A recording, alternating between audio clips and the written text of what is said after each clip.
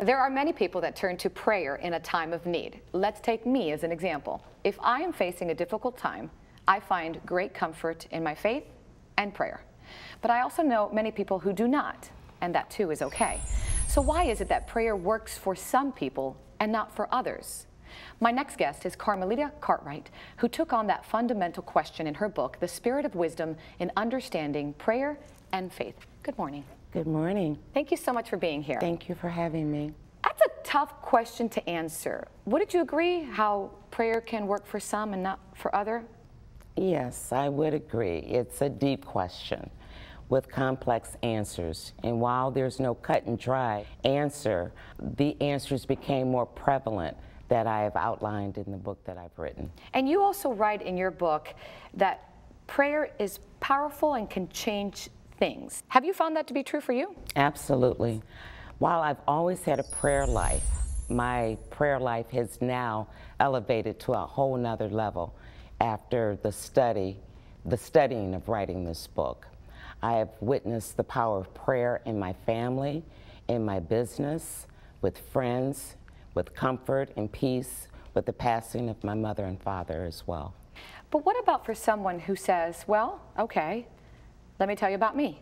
I've prayed, and I've prayed, and I've prayed, and my prayers have not been answered. And I get that question a lot from my friends.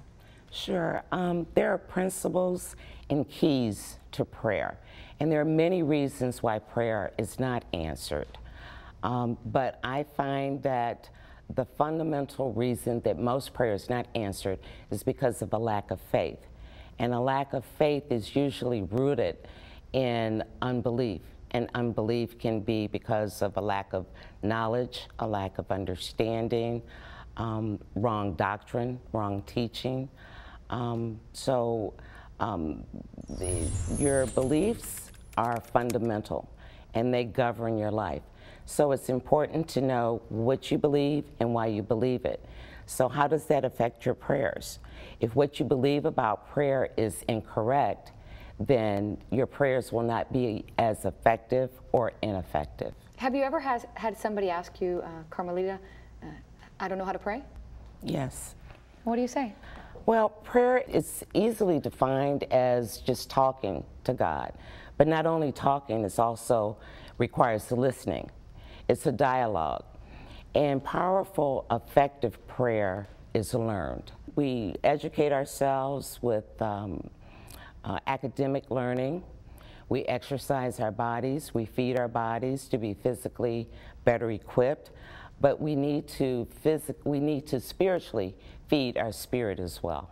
There are a lot of books, as you probably know, that talk about faith and prayer and the spirit of wisdom. What do you want them to get from your book?